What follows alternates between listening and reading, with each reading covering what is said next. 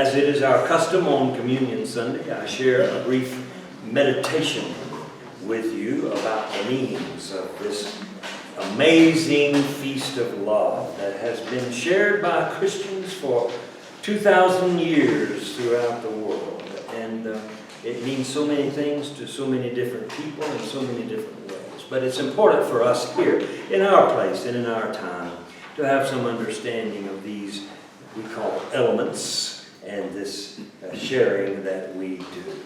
Today, as I have said, we're going to focus on the bread part of this and think about what this bread is really all about. There's an old hymn that we sing from time to time in the Christian faith, an old gospel hymn, and the words are very simple. There's power in the blood. Well, we need another hymn, one that says, there's power in the bread. Yeah. For there really is power in the bread, if you remember what it's about. Otherwise, it's just bread and not much else to it. But if you remember what it's about, and you remember what it means, and you remember why you partake of it, then there's real power in there. Growing up in Texas, one of the things we ate a lot of was called Mrs. Baird's bread. Anybody from Texas remember Mrs. Baird's bread? And one of the advertisements they had about it was that it was a fortified bread. We'd never heard of such a thing in those days. Fortified with vitamin D. Not that we needed much vitamin D in Texas, but anyway. That was the way they did it. So this bread that we're taking today is fortified. Yeah, it's filled with something that is really, really good for us. And that's what we need to focus on, is understanding what this bread has in it, what it has in it from the standpoint of its meaning in our life. And so, as we meditate upon it, I'd like to think about that. First of all, and I'd like to use the scriptures we read earlier today, because I think they probably explain it better than any illustration might. First of all, this bread is understood to have in it everlasting life. And it's understood to have an everlasting nature. The story we read from the experiences of Isaiah reminds us that in times of drought, when there is no food and there is no water, so to speak, that the presence of God still feeds us. And it will feed us until we get past the dry time, the hard time, the difficult time. You see, it's not just a flash in the pan, like they say. This bread reminds us that the presence of God is an everlasting presence. You think, well, okay, we know that, don't we? No, we don't know that as well as we should. We might know it when times are good and everything's going well, and we might say, oh yes, God is an everlasting God, His life is everlasting. And we might say those kinds of things, and might actually mean those kinds of things. But when times get tough, that's when we need to remember that this bread reminds us that no matter how tough the time, no matter how difficult the situation, no matter how temporary our life might be or the life of those we love might be, no matter any of that, things can come and things can go. But this loving presence of God is always there, always with us, and nothing can separate us from it. Neither death, nor life, nor principalities, nor things to come. None of that can separate us from the everlasting presence of God. So, when we partake of this bread today, it's hoped that we will remember that what we are partaking of is not just a piece of bread. We are partaking of the truth that God's presence is everlasting. I'll say it again.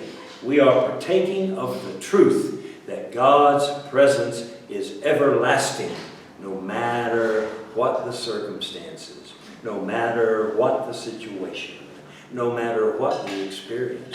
You see, for the Christian, this is a very, very important thing to remember, because life has a way of blowing into us and taking away and destroying and hurting and doing all kinds of bad things to us. That's the kind of world we live in. Wake up and see reality. That's what we have to endure most of the days of our lives as we go through this world. But to know that we can take into that tempest, we can take into that this food of God, which reminds us of God's eternal presence, and that nothing can blow out that candle, so to speak. So that's an important idea. And it's one of the first idea I would share with you today as you come up here to partake of this bread. Pause for a moment and remember that God's presence in your life is eternal. It is everlasting, and nothing can take it away. And of course, what does that do? It gives you a reason to rejoice. Because if you have that which is everlasting in you, then nothing can hurt you, destroy you, or ever take away from you your joy. So, it's very important that you remember what this bread is about. And that's one of the things it is about, the everlasting presence of God. Then, the second thought I would share with you, of course, is the thought that came to us from the book of Romans. And that is that this bread is also an encouragement. That's what it is. One of the great purposes of God in our life is to encourage us. You see, in the Christian faith, we have often proclaimed that you need to have faith in God. Well, of course we need to have faith in God. That kind of goes without being said. But to say that we have faith in God means that we have faith in what God has faith in. Okay? It's not just believing that God exists and God is real and all that. That's important, of course, but it's believing what God believes. If you have faith in God, you have faith in what God believes. And what does God believe? God believes that we are His beloved children in whom He is well pleased before we have ever done or succeeded in any way in this life. Unconditional love is what that is. The love of a parent for their child. It is that unconditional love we call grace that is so encouraging. And if you have faith, then what you really have faith in is you have faith in grace. That's what you have faith in. That's what the Christian churches preach and proclaim. We have faith in the grace of God. We have faith that God will have mercy on us. We have faith that God will lead us to a victory over whatever sufferings we might have. That's a very important thing to understand. It's not only important to understand that this is everlasting bread. It's also to understand the encouragement here. There's great encouragement in this bread.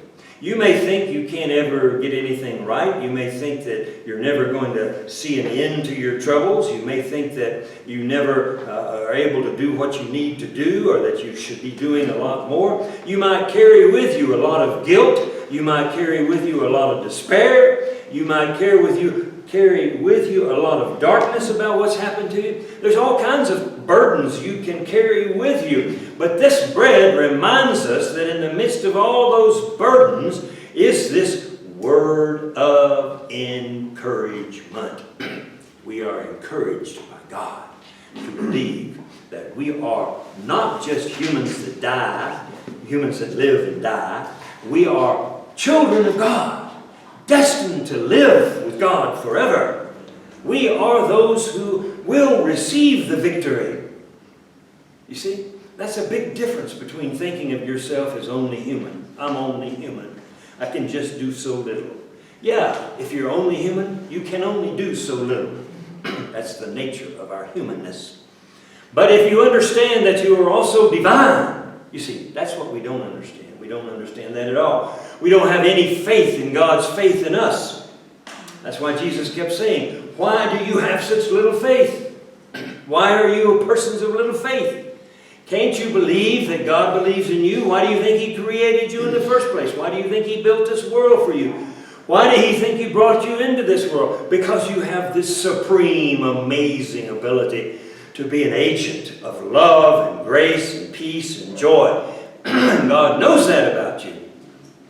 So, when life is discouraging, which it often is, we must remember when we come up here once a month and partake of this bread, that no matter how discouraging life might be, God encourages us to say, get up, my son. Get up, my daughter.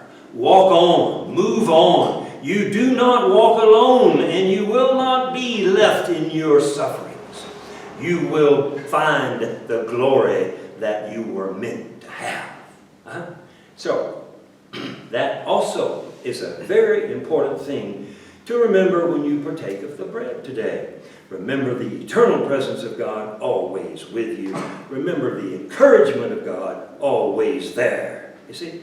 And then finally, the last thought that comes to us from the gospel reading, in which Jesus proclaims that this bread is life, that we don't live by physical bread alone, we live by every word that flows from the mouth of God.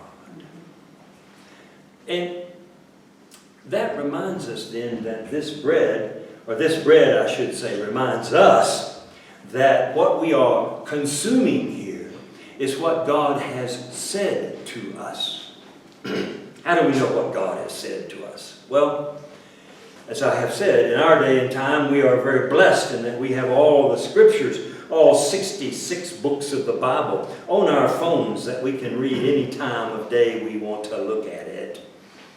And therein lies what we call the words of God, meaning the things that God has told us that are true about Him and about life and about what's going on. And so, when we partake of this bread, we remember everything as much as we can, and sometimes it's hard to remember it all. But we try to remember everything we have learned from God through the scriptures or through the spoken word of preachers that have preached to us over the years. All that which we have learned about the true nature of God and the true purpose of our life, all that we have learned is meant for our benefit to grow and become the being that we were meant to be. It is our source of real life. Physical food is our source of life, yes, but that's for physical life. We must remember that God has given us a source of food for our spiritual life. And the less of our spiritual food we eat, then the weaker we are spiritually. So when we partake of this bread, it's like a reminder once a month, or in some denominations and groups, it's every Sunday. They remind us, you must think about what God has talked to you about, what God has told you. Don't just read on the page, but listen with your spiritual ear to the things that God has told you. One of the great things that God told me is that blessed are those who wait for the Lord. That's just one of many, many things. But for me, that has been a great thing. I hear it over and over and over.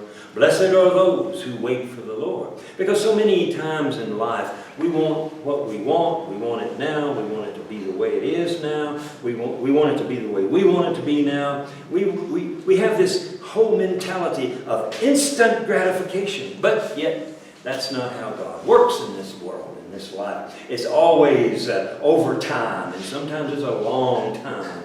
But our faith is that if you give it to the Lord, He'll work it out. He'll find a way. to take you to where you need to be. And that's just one example. There's more and more things that the Lord has said to us that we need to remember daily. Some groups of Christians, they actually memorize scriptures, and people kind of make fun of them for doing that. But they shouldn't do that, because it's important to remember these scriptures, because they tell us things, and we remember those things, and it affects our lives. Also, when people preach and share the gospel, certain things stand out. Write it down, remember it, make it part of your life. Because our life is not just about what we eat physically, it's about what we eat spiritually. And if you find yourself weak spiritually, the only question I have for you is, what have you been eating lately? If you've been eating all these gossips that you hear, if you've been eating all this negative news that you see, if that's all you've been eating, then it's no wonder your spirit is so weak.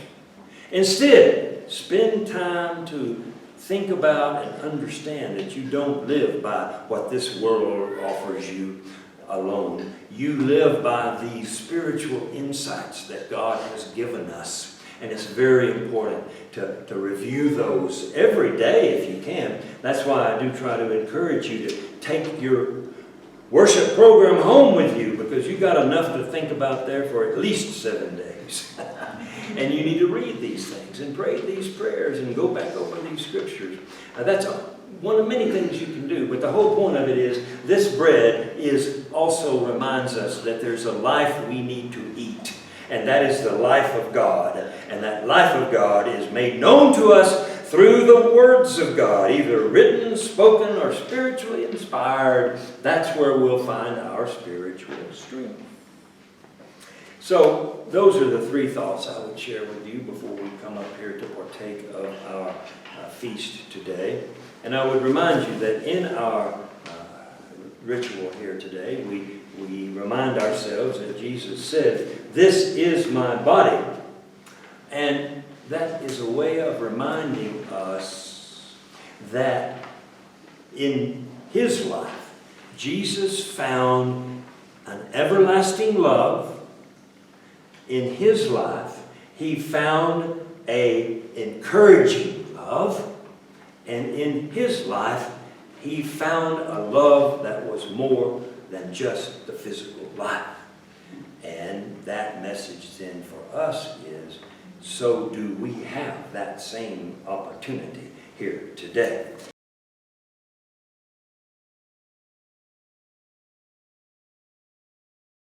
And now go forth into this world and feast on the bread of God, that you might have the everlasting love of God, that you might have the encouragement of God, and that you might have the life of God. Amen.